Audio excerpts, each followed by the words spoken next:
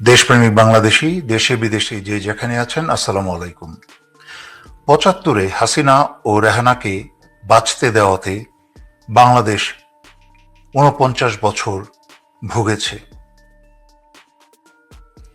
একইভাবে ৫ই আগস্ট হাসিনাকে পালাতে দিয়ে ও চুপ্পুকে রাষ্ট্রপতির পদে রেখে এবং আসিফ নজরুলকে ছাত্র নেতাদের ধোঁকা দিয়ে চুপ্পুর ও সংবিধানের অধীনে শপথ নেয়াতে বাংলাদেশের আজকের এই করুণ অবস্থা ও বর্তমান ভোগান্তি। তাই বাংলাদেশ তথা বাংলাদেশিদের হাসিনা ও ভারতের প্রেতাত্মার হাতে আর ক্ষতি হতে দেওয়া যাবে না। চুপ্পুকে দ্রুত সরাতেই হবে এবং আজ হোক ও কাল হোক চুপ্পুকে যেতেই হবে। একই সাথে হাসিনার প্রেতাত্মা শক্তি আসিফ নজরুলকেও যেতে হবে। ভারত তার দাসী স্বৈরাচারী শেখ হাসিনা এবং তার স্বপ্ন বাংলাদেশকে হারিয়ে কুকুর পাগল হয়ে গেছে।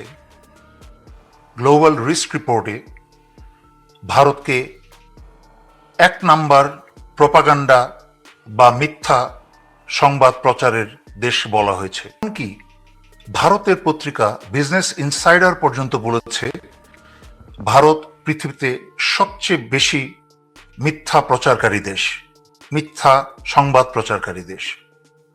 ভারত যেমন গোমূত্র এবং গোবর খাওয়া এবং খোলা স্থানে বাথরুম করার পৃথিবীতে রেকর্ড স্থান দখল করেছে, এহেন অসভ্য কাজে পৃথিবীর অন্য কোনো সভ্য জাতি বা সভ্য দেশের এই রেকর্ড ভঙ্গ করার কোনো ইচ্ছা তাদের নেই। একইভাবে ভারত মিথ্যা প্রোপাগান্ডা বা মিথ্যা সংবাদ প্রচারে হিটলারকে এবং ইসরায়েলকে অতিক্রম করে গেছে। তবে প্রোপাগান্ডার বা মিথ্যা সংবাদ প্রচারের সবচেয়ে ভয়ঙ্কর বিষয় হচ্ছে তারা নিজেরা, তাদের নিজের জনগণেরা মিথ্যার সাগরে ডুবে যায়। এমন একটা সময় আসে যে জনগণ কোনটা সত্য কোনটা মিথ্যা দ্বিধাদ্বন্দ্বে ভোগে, তারা নিজেরাই বুঝতে পারে না এবং তা নিজেদের মাঝখানেই একটা বিশাল ক্ষতি ডেকে আনে এবং সমাজে ভাঙন সৃষ্টি হয়। আগামী এপ্রিল ২০২৫-এ ভারতের নির্বাচন, সেই নির্বাচনকে কেন্দ্র করে এই গণহত্যাকারী এবং জঙ্গি মোদি এবং তার দল বিজেপি এই মিথ্যা প্রচারণায় মেতেছে, কারণ তারা এই মিথ্যা প্রচারের মাধ্যমে জনগণকে অন্ধ করে দিয়ে ভোট পেতে চাচ্ছে। কারণ মূর্খ অসভ্য বেশিরভাগ জনগণ, উগ্র হিন্দুরা মনে করছে যে এই মিথ্যা প্রচার সংবাদে বাংলাদেশকে হেয় প্রতিপন্ন করার যে অপচেষ্টা, তার মাধ্যমে মোদি কোনো ভালো বা উত্তম কাজ করছে। কিন্তু তারা বুঝতে পারছে না এই মোদি ভারতকে টুকরা টুকরা করতে যাচ্ছে। ভারতের সামনে মহাবিপদ। সর্বশেষ সম্বল তাদের দুঃস্বপ্ন বাংলাদেশকে হারিয়েছে। এর মাঝখানে তারা প্রোপাগান্ডা করছিল যে ট্রাম্প আসলে বোধহয় ভারতের ভাগ্য খুলে যাবে এবং ট্রাম্প ভারতকে সাহায্য করবে বাংলাদেশকে আবার ফিরে পেতে। ট্রাম্প আসুক বা না আসুক তাতে বাংলাদেশিদের কোনো মাথা ব্যথা নেই। এই দেশ বাংলাদেশিদের রক্তের বিনিময়ে স্বাধীন করা এই দেশ দ্বিতীয়বারের মতো। সুতরাং বাংলাদেশি জানে কি করে নিজের স্বাধীনতা ধরে রাখতে হয়, দেশের স্বাধীনতা এবং সার্বভৌমত্ব অক্ষুণ্ণ রাখতে হয়। তার ট্রাম্প থাকুক আর না থাকুক কিছু আসে যায় না। তবে একটি কথা বলে রাখি, ভারতীয় উগ্রবাদী হিন্দুরা যারা লাফাচ্ছে ট্রাম্প আসলে তাদের ভাগ্য খুলে যাবে, কিন্তু আমি বলছি ট্রাম্প আসলে তাদের ধুতি খুলে যাবে। কারণ ট্রাম্প প্রথমবার যেই ভুলগুলো করেছে সেই ভুলগুলি দ্বিতীয় শাসনামলে সে করবে না। এবং ইতিমধ্যে ট্রাম্পের ঘনিষ্ঠ বন্ধু ইলন মাস্ক টুইটার বা এক্স গ্রহণ করার পর থেকেই সমস্ত সিইও থেকে আরম্ভ করে সমস্ত ভারতীয়দের লাথি দিয়ে বের করে দিয়েছে। এবং ট্রাম্প ক্ষমতা নেওয়ার পরে সবচেয়ে বড় দুঃসংবাদ হচ্ছে ভারতীয়দের জন্য, ট্রাম্প যুক্তরাষ্ট্র থেকে বহু ভারতীয়দেরকে বের করে দেবে। তাতে ভারতের যে বৈদেশিক মুদ্রা অর্জন, সেই বৈদেশিক মুদ্রা অর্জনের একটা বিরাট রাস্তা বন্ধ হয়ে যাবে। একই সাথে আপনারা নিশ্চয়ই অনেকে দেখেছেন যে আদানি যুক্তরাষ্ট্রে $253 মিলিয়ন ঘুষ দিয়ে যে কেলেঙ্কারি সৃষ্টি করেছে তাতে ধরা খেয়েছে এবং তার বিরুদ্ধে গ্রেফতারি পরোয়ানাও হয়তোবা জারি হয়েছে। আর আদানি মানেই হচ্ছে মোদি, কারণ আদানির ব্যবসায় 80% ইনভেস্টমেন্ট হচ্ছে মোদির। সুতরাং এই মোদি এবং আদানি এখন যুক্তরাষ্ট্রের উন্মুক্ত শত্রুতে পরিণত হয়েছে। ইতিমধ্যে আপনারা জেনেছেন, শুধু যুক্তরাষ্ট্র নয়, কানাডা, যুক্তরাজ্য এবং ইউরোপিয়ান ইউনিয়ন সবাই ভারতকে আর বিশ্বাস করছে না। তারা ভারতকে শত্রুর চোখে দেখছে, কারণ তারা দুঃসাহস দেখিয়েছে কানাডা যুক্তরাষ্ট্রে গিয়ে যুক্তরাষ্ট্র এবং কানাডার নাগরিককে হত্যা করতে। সাউথ ইস্ট এশিয়াতে ভারত এখন একা এবং নিঃসঙ্গ। বর্তমানে ভারতের সাথে বাংলাদেশের যেই অবস্থা চলছে তাতে বাংলাদেশ দ্রুত ধনীর দেশ হতে শুরু করবে আর ভারত দ্রুত ফকির হতে চলবে। ভারত সব হারাবে, ভারত হবে নিঃস্ব এবং ভারত হবে খণ্ড খণ্ড, কারণ বাংলাদেশের মানুষ আর ভারত যেতে চায় না। বাংলাদেশে ভারতের আমদানি অনেকাংশে বন্ধ হয়েছে, তাতে বাংলাদেশিরা নিজস্ব উৎপাদনে মনোযোগ দিবে এবং বাংলাদেশের অর্থ ভারতে যাবে না, তাতে বাংলাদেশের উন্নয়নের বহু রাস্তা খুলবে। তাই আমরা চাই ভারত আমাদের চির শত্রু থাকুক। যতদিন পর্যন্ত আমাদের সামনে ভারত মাথা নিচু করে ভদ্রভাবে কথা না বলবে, ততদিন ভারতের সাথে আমাদের কোনো আলোচনা নয়। 1971 সালে স্বাধীনতা যুদ্ধের সময় ভারত মাত্র 13 দিনের জন্য বাংলাদেশে এসেছিল, তথাকথিতভাবে লোক দেখানোর জন্য বাংলাদেশিদের পাশে দাঁড়াতে। যখন ভারত দেখেছিল বাংলাদেশিরা নিজেরাই স্বাধীন হয়ে যাবে কোনো সাহায্য ছাড়া, তখন ভারত মনে করেছিল এই বাংলাদেশ যদি নিজেরাই একা স্বাধীন হয়ে যায় তবে বাংলাদেশের উপর ভারতের কোনো নিয়ন্ত্রণ থাকবে না। তাই মাত্র 13 দিনের জন্য লোক দেখানো সহযোগিতা করতে এসে ভারত বাংলাদেশে মুক্তিযুদ্ধের চেতনার এই ঔষধ আবিষ্কার করে এবং গত এতটা বছর ধরে স্বাধীনতার পর থেকে আমাদের মুক্তিযোদ্ধার চেতনা দিয়ে নিয়ন্ত্রণ করেছে।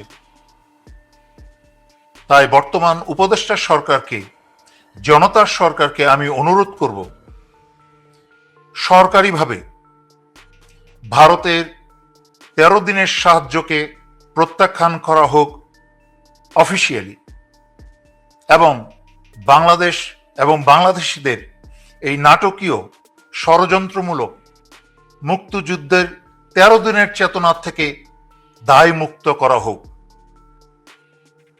এবং ভারতের কাছ থেকে আর কোনোদিন মুক্তিযুদ্ধের তথাকথিত সাহায্যের নামে বাংলাদেশের লুটের গল্প এই বাংলাদেশের আর শুনতে চায় না।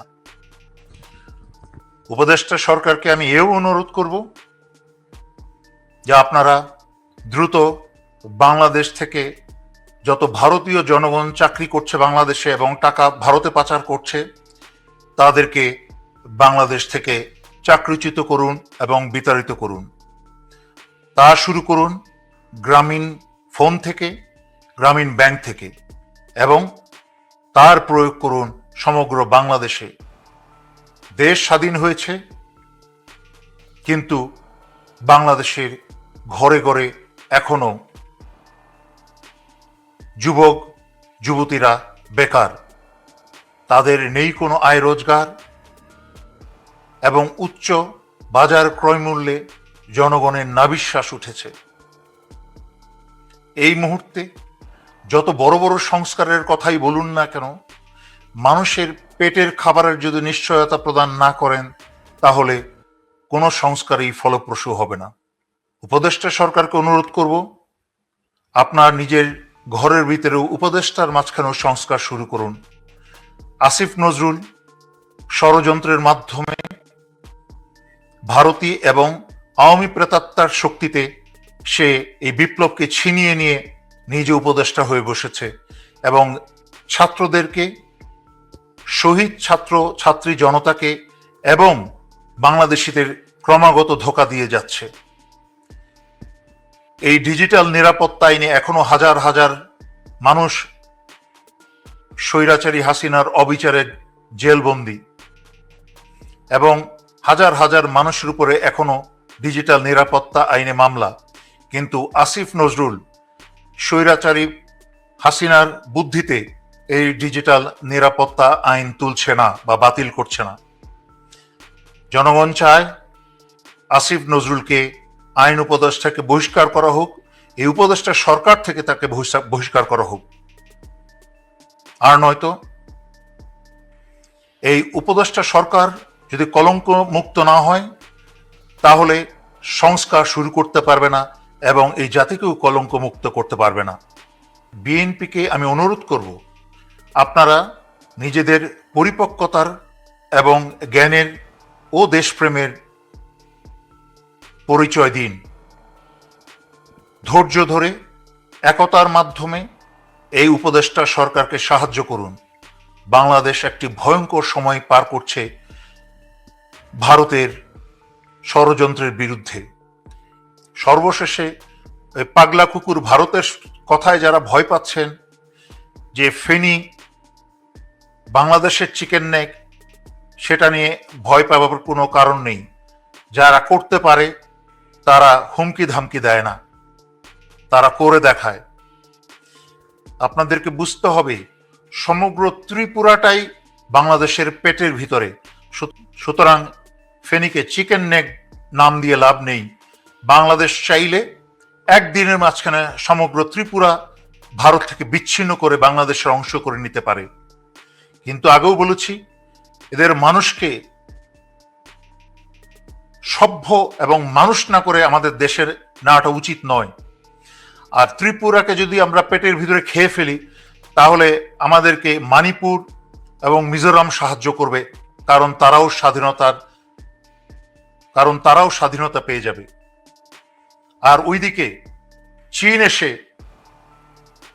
শিলিগুড়ির যেই চিকেন নেক, নেপাল এবং বাংলাদেশের মাঝখানে 13 থেকে 17 কিলোমিটার যেই জায়গা, সেটাকে কেটে দিয়ে সম্পূর্ণ শুধু 7 সিস্টার নয়, সিকিম সহকারে 7 সিস্টার ও 1 ব্রাদার কে আলাদা করে ফেলা হবে।